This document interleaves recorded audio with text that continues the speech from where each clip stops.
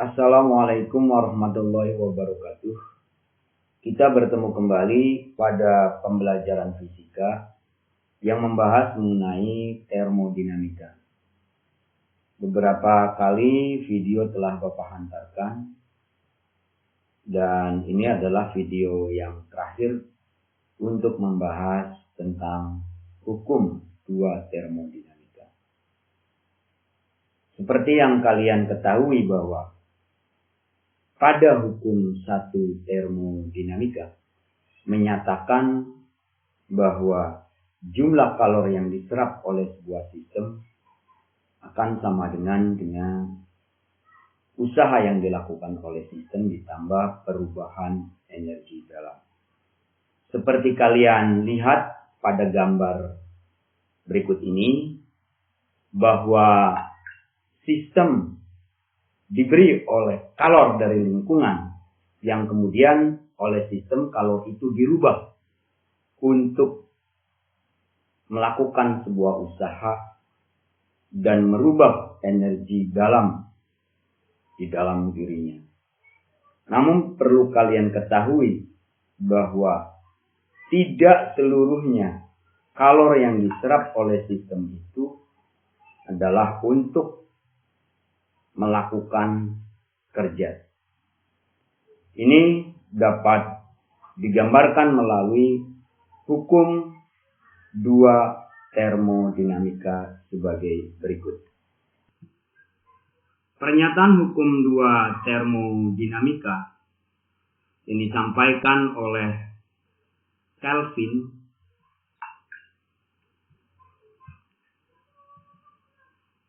dan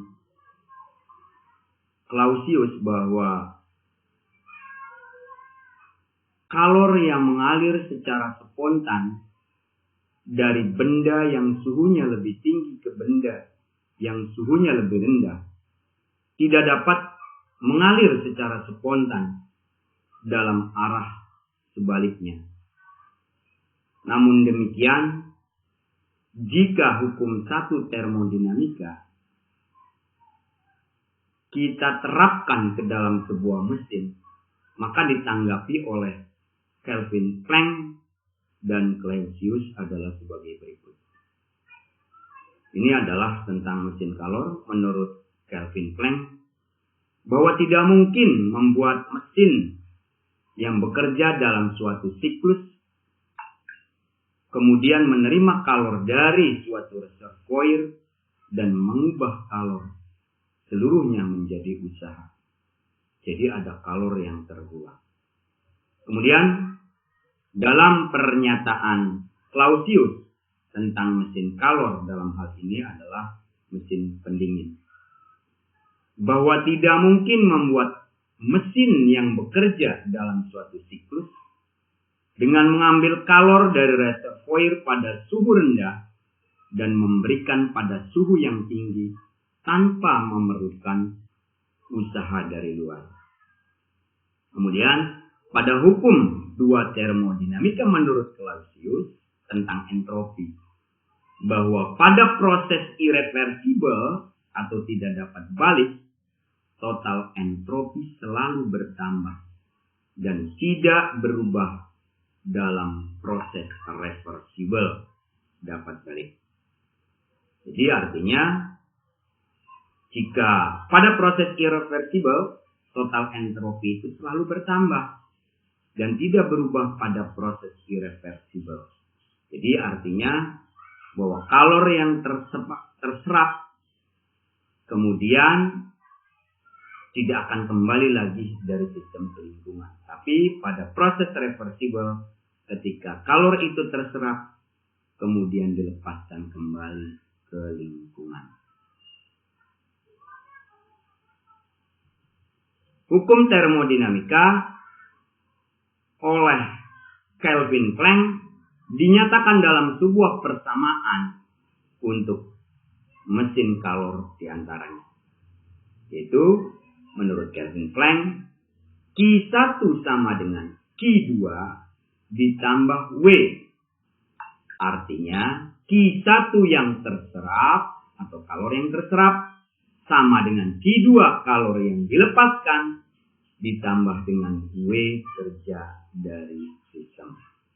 Atau kerja yang dilakukan oleh sistem itu sama dengan kalor yang diserap dikurangi dengan kalor yang dilepaskan.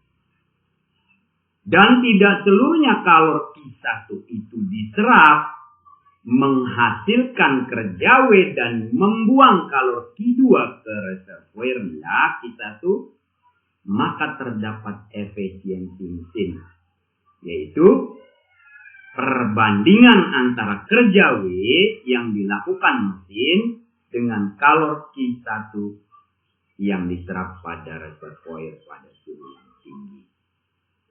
Kemudian, menurut Clausius dalam pernyataan hukum 2 termodinamika,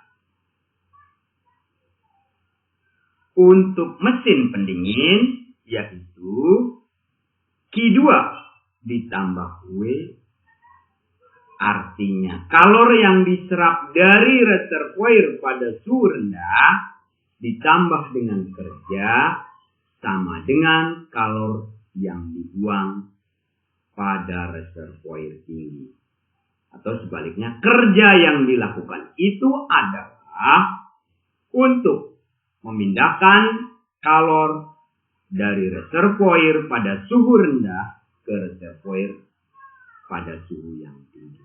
Namun demikian, tidak seluruhnya kerja yang dilakukan untuk membuang kalor Q2 dari reservoir rendah ke reservoir tinggi, maka terdapat adanya daya guna atau disebut dengan koefisien performa mesin, yaitu perbandingan antara Q2 yang diserap dari reservoir rendah dengan kerja yang dilakukan oleh mesin atau W.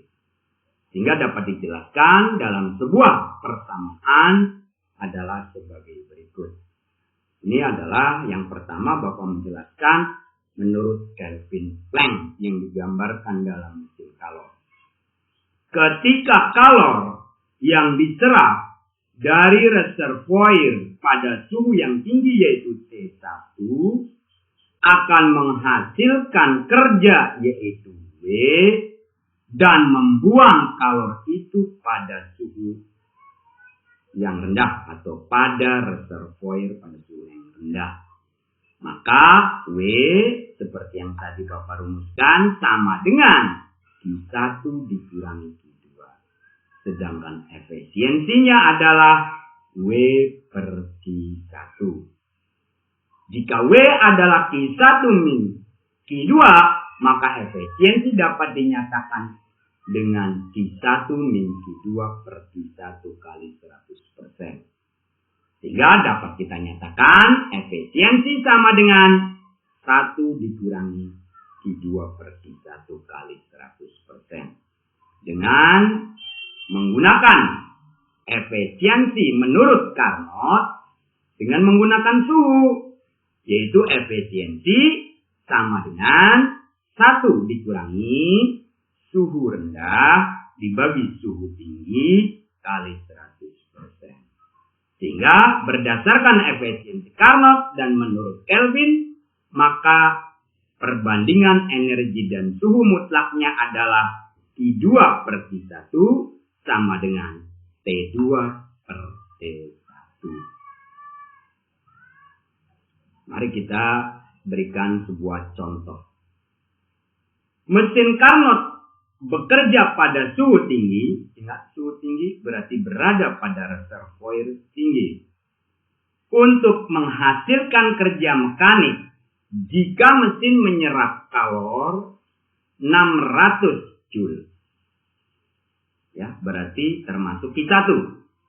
Dan suhu rendah 400 Kelvin, suhu rendahnya atau T2. Tentukan usaha yang dihasilkan oleh mesin Carnot. Ya, kita ketahui dulu T1 600 Kelvin, Q1 600 Joule, dan T2 sama dengan 400 Kelvin. Yang ditanyakan adalah W atau kerja atau usaha. Kita hitung terlebih dahulu untuk menentukan W. Terlebih dahulu kita hitung dulu efisiensi mesinnya. Kita ketahui ada 2 suhu. Berarti kita gunakan efisiensi sama dengan 1 min T2 per T1 mengikuti dari persamaan Carnot. Yaitu efisiensi sama dengan 1 dikurangi T2 dibagi T1 kali 100%. Atau kita dapatkan sepertiga. Ya. Atau kalikan 100. Berarti 100 dibagi 3% kalau kita gunakan persen. Ya, supaya mempermudah kita gunakan sepertiga saja, tidak dikalikan 100%. Maka kita gunakan rumus efisiensi sama dengan W per Q1. Efisiensinya sudah diketahui sepertiga, maka W per Q1 W sama dengan berarti sepertiga kali 600. Maka kerja yang dilakukan oleh mesin itu adalah 200 Joule. Kemudian kita lanjutkan untuk tentang Clausius atau mesin pendingin ya. Boleh kita lanjutkan dulu dengan contoh soal yang kedua untuk memahami tentang perbandingan Q2 per Q1. Contohnya adalah sebagai berikut. Pada grafik PV, mesin Carnot di bawah diketahui reservoir suhu tingginya adalah 600 Kelvin dan suhu rendahnya adalah 400 Kelvin. Jika usaha yang dilakukan oleh mesin adalah W 100 Joule, maka kalor yang dilepaskan pada suhu rendah atau pada reservoir rendah adalah titik-titik. Kita ketahui grafiknya untuk mesin Carnot adalah sebagai berikut gambarnya.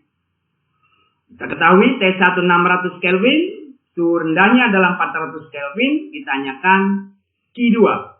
Maka kita tentukan dulu terlebih dahulu yaitu dengan menggunakan efisiensi. Efisiensi sama dengan 1 min T2 per T1. Atau kita dapatkan sepertiga tadi.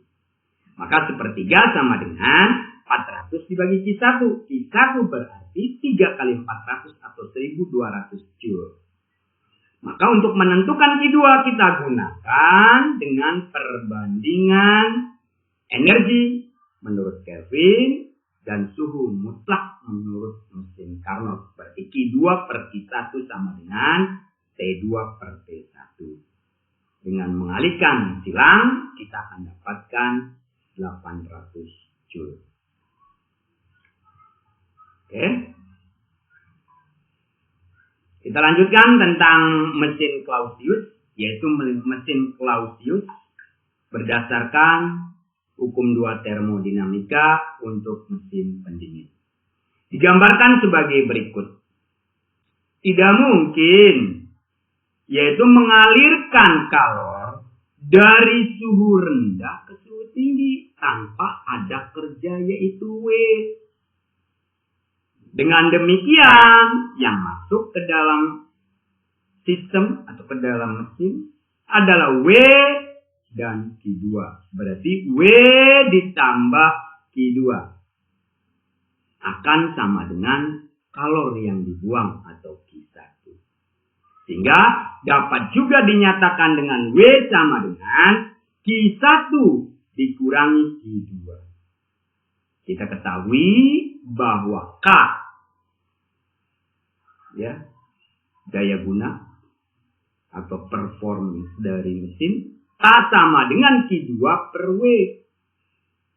Ya, kalau kita ketahui W tambah Q2 sama dengan Q1 atau W sama dengan Q1 dikurangi Q2, maka W dapat kita ganti K sama dengan Q2 dibagi Q1 dikurangi Q2. Sehingga berdasarkan dengan mesin Carnot dapat dinyatakan K sama dengan T2 dikurangi T1 min T2. K adalah daya guna mesin untuk mesin pendingin. Sehingga dapat kita ketahui W. Jika W sama dengan Q2 per K dan K sama dengan T2 per T1 min T2 dan W sama dengan Q2 per K, sehingga untuk menentukan kerja yang harus dilakukan untuk memindahkan kalor dari reservoir rendah ke reservoir tinggi, yaitu W sama dengan Q2 dikali T1 min T2 dibagi T2. Itulah perhitungan pada mesin Clausius, pada mesin pendingin. Contoh soal. Sebuah kulkas memiliki suhu rendah minus 13 derajat Celcius. Berarti ini adalah suhu yang berada di dalam kulkas. Dan suhu tinggi 27 derajat Celcius membuangnya energi atau kalor yang berada di dalam kulkas menuju keluar. Jika kalor yang dipindahkan dari reservoir suhu rendah adalah 1300 Joule, tentukan usaha yang diperlukan kulkas dan kalor yang dipindahkan dari reservoir tinggi. Berarti kita gunakan dulu. Suhunya derajat Celcius kita jadikan Kelvin. Minus 13 ditambah 273 berarti 260 Kelvin. Kemudian T1 yaitu suhu tingginya adalah 27 derajat Celcius atau sama dengan 300 Kelvin. Dan Q2 ya, adalah 1300 Joule atau reservoir rendah. Usaha yang diperlukan oleh kulkas W dan kalor yang dipindahkan dari reservoir tinggi Q1 itulah yang ditanyakan. Maka kita jawab bahwa W sama dengan Q2 per K. Ingat di rumus yang tadi Bapak sebutkan. Lalu Q1 sama dengan W ditambah Q2. Dengan menggunakan persamaan dari Carnot untuk menghitung daya guna atau performance dari mesin. K sama dengan T2 dibagi T1 dikurangi T2 berarti akan didapatkan 6,5. Sehingga untuk menentukan W-nya, ya, karena K-nya diketahui, ya, W I2 diketahui, ya, berarti W sama dengan 1300 dibagi 6,5 atau sama dengan 200 Joule. Ya, dengan menggunakan Q1 sama dengan W ditambah Q2 maka kita dapat menentukan harga Q1. Q1 sama dengan W ditambah Q2 sama dengan 200 ditambah 1300 atau 1500 Joule. Itulah contoh soal untuk perhitungan menurut persamaan Clausius. Lanjut kita pelajari mengenai siklus termodinamika. Siklus itu suatu proses mengubah usaha menjadi kalor, kemudian mengubah kembali kalor menjadi usaha melalui suatu tahapan proses secara terus-menerus. Prinsip ini dilakukan oleh studi Carnot yang dikenal dengan siklus Carnot. Prinsip ini berlaku untuk mesin ideal. Dalam kenyataannya memang sulit ditemui oleh yang termasuk sebagai mesin ideal. Contoh adalah siklus Carnot adalah sebagai berikut. Ya, ada 4 proses di sini. Coba kita perhatikan proses apa aja. Yaitu proses A ke B adalah proses isotermal yang terjadi pemuaian. Volumenya bertambah besar. Pada proses ini menyerap kalor Q1 dari lingkungan ke dalam sistem. Kemudian pada titik B ke titik C yaitu proses adiabatik yang terjadi juga pemuaian volume. Ya. Terjadi ekspansi adiabatik atau memuai volumenya. Ya. Itu terjadi ya, dari suhu T1 menuju ke T2 terjadi sebuah penurunan. Kemudian dari C ke D kita akan membuang kalor Q2 ya, melalui suatu proses isotermal. Yang terjadi adalah penyusutan volume atau terjadi kompresi isotermal. Yang terakhir adalah dari D ke A adalah proses adiabatik dan terjadi penyusutan atau kompresi adiabatik. Usaha W yang dilakukan oleh gas adalah luas darah siklus yang dibentuk. Jadi inilah luas yang harus dihitung untuk menentukan kerja dalam satu siklusnya. Ya. Lanjut. Ya, bahwa besar usaha yang dilakukan per siklus adalah W siklus sama dengan Q1 dikurangi Q2. Q1 dikurangi Q2. Q1 adalah QAB kalori yang diserap, sedangkan Q2 adalah kalori yang dilepaskan atau Q ya dari C ke D ya, dari C ke D, bukan dari D ke C ya, tulisannya dari C ke D. Itu adalah membuang kalori. Jadi W siklus Q1 dikurangi Q2. Lanjut adalah siklus Otto. Siklus Otto ini banyak dimanfaatkan pada kendaraan-kendaraan yang bermesin dengan bahan bakar dengan menggunakan bensin. Ya. Siklus Otto banyak digunakan menjelaskan mengenai mesin kendaraan yang berbahan bakar bensin. Bapak sebutkan di dalam slide ini. Pada siklus Otto terdiri dari 4 proses dalam satu kali siklusnya, yaitu dari proses A ke B termasuk proses adiabatik dan terjadi penyusutan secara penyusutan volume secara kompresi adiabatik. Kemudian dari B ke C adalah terjadi secara isokorik atau volume tetap, dan para proses ini akan menyerap kalor dari lingkungan ke dalam sistem. Kemudian dari C ke D adalah proses adiabatik dan terjadi pemuaian volume atau disebut dengan ekspansi adiabatik. Kemudian dari D ke A adalah proses isokorik. Pada proses ini akan melepaskan kalor.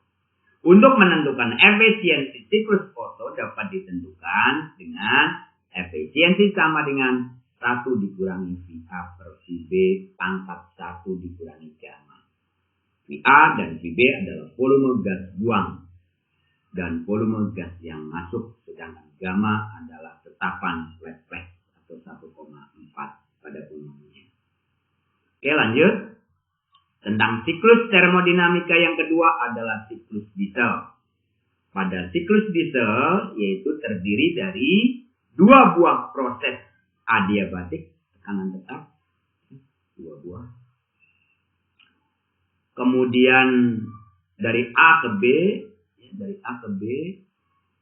adiabatik, adiabatik dari A ke B, adiabatik dari A ke B. Jadi tekanan dan volume berubah. Kemudian dari C ke D, termasuk juga proses adiabatik. Kemudian proses isobarik, yaitu pada B ke C, dan proses pada isobarik, dan ini pada isokorik atau tekanan tetap. Oke, pada proses dari B ke C, yaitu pada proses isobarik adalah dengan menyerap Q kalor dari lingkungan. Kemudian membuangnya yaitu pada proses isokorik, yaitu dari D ke A.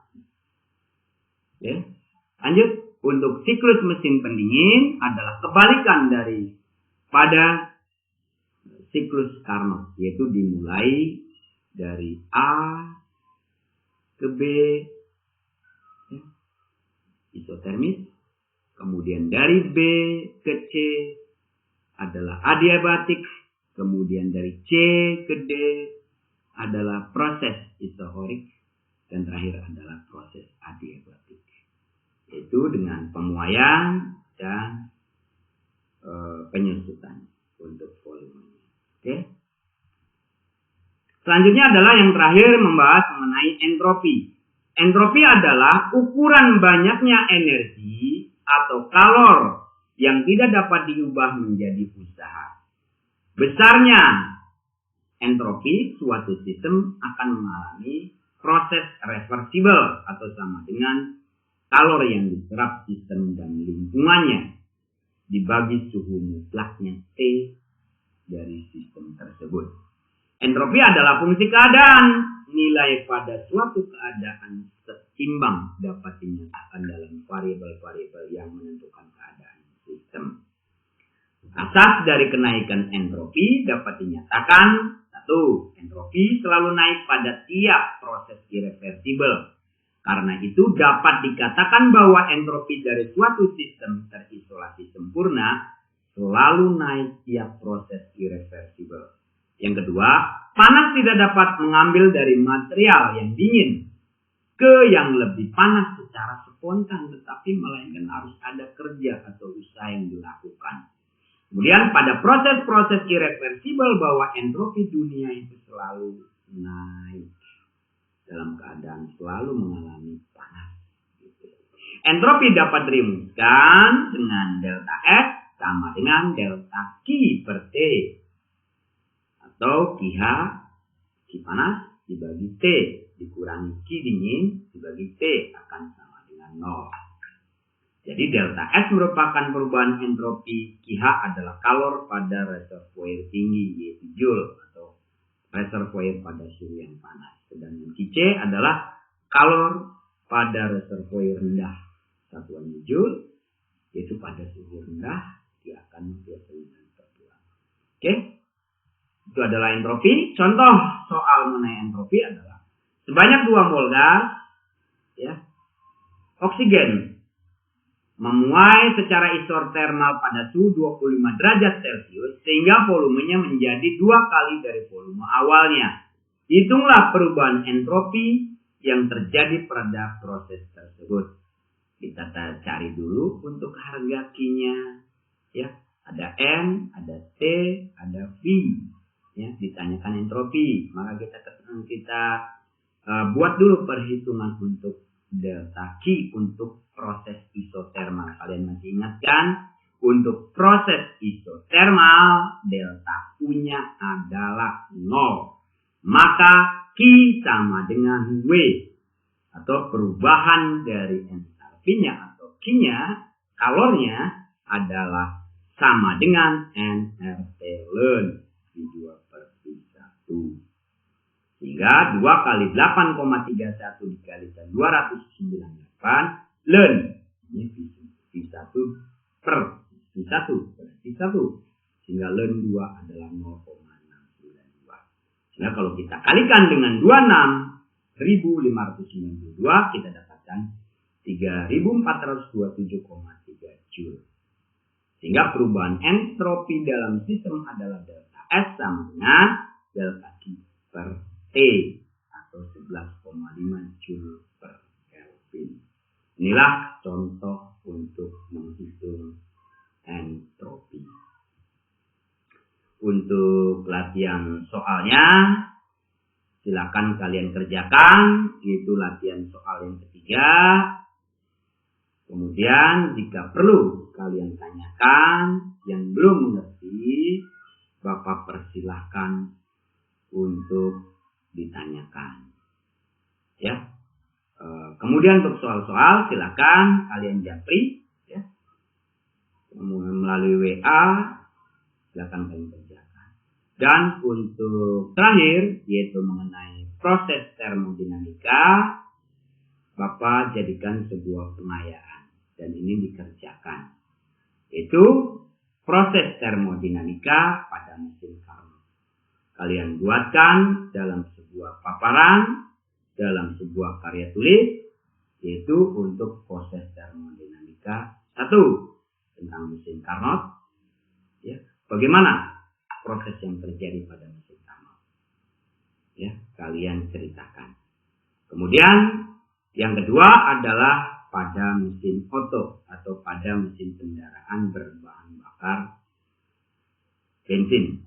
Kalian ceritakan prosesnya sehingga sebuah mesin kendaraan berbahan bakar bensin itu dapat melakukan sebuah kerja.